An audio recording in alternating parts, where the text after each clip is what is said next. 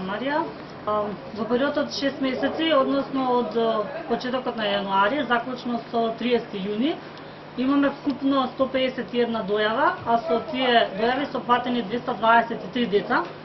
Во споредба со лани и со полани имаме тенденција на пораст на бројките, односно во 2019 година во првите 6 месеци сме имале вкупно 50 дојави, во 2020 во првите 6 месеци сме имале вкупно 115 дојави, а сега во 2021 во првите 6 месеци имаме вкупно 151 дојава. Ова го сметаме дека е резултат на два клучни елементи. Првиот елемент според нас е работењето на СОС линијата, затоа што сега СОС линијата работи 24/7, односно достапна е во било кое време за било кое дете да не побаре, да не добие. Ова е резултат на благодарение на дежурството на волонтерите на СОС линијата и проширувањето на тимот.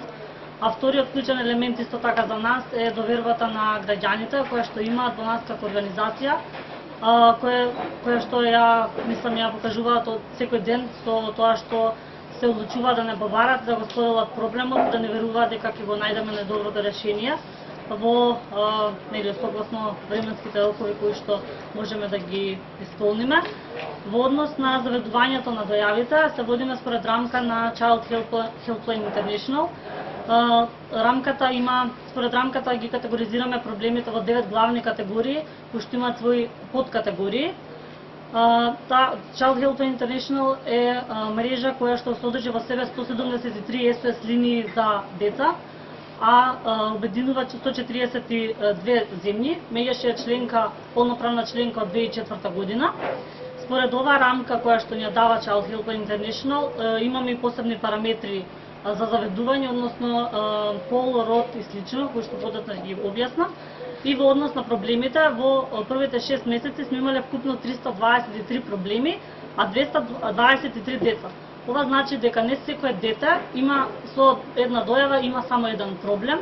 Например, најзабележливо е во проблемот семејни односи, кога детето има проблеми со видување со едниот родител, односно не се почитува решението од Центарот за социјалните работи.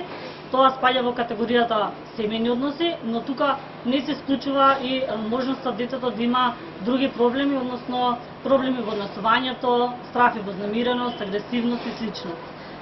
Во однос на параметрите, првиот параметар каналот на комуникација, како организација имаме можност да не добијат на телефонот и тоа исклучително најголем број од дојавите се преку СОС телефонот, односно 133, но имаме и други можности за да ни контактираат, тоа е Viber, Facebook група, мејл, просториите на меѓаш и пошта и слично.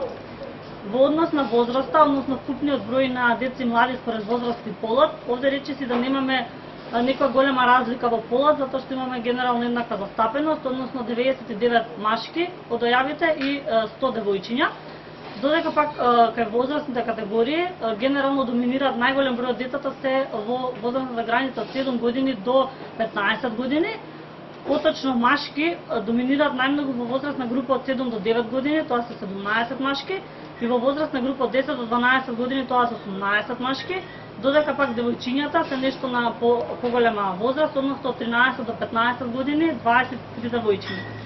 Според етничката застапеност, најмногу доминираат 90% македонската етничка група, 124 дојави, додека пак другите се нешто помалку, иако ние како организација се трудиме да ги срушиме тие јазични бариери, имаме албанец волонтер, кој што во случај доколку би имале ние потешкоти да се разбереме или да го осознаеме целосно проблемот, секогаш ќе имаме можност да тој да исконтактира.